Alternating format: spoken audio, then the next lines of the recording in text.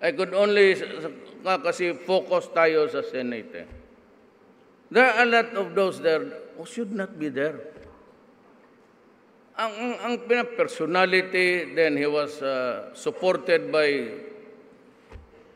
walang ginawa except to criticize. Para lang masabi nila mas marunong sila at may alam sila.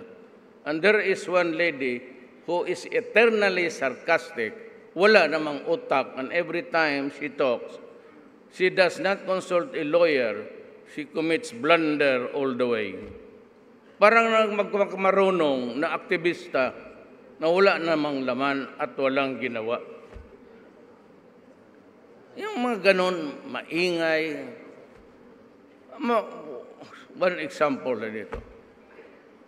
Ang correct na tao na elect ninyo,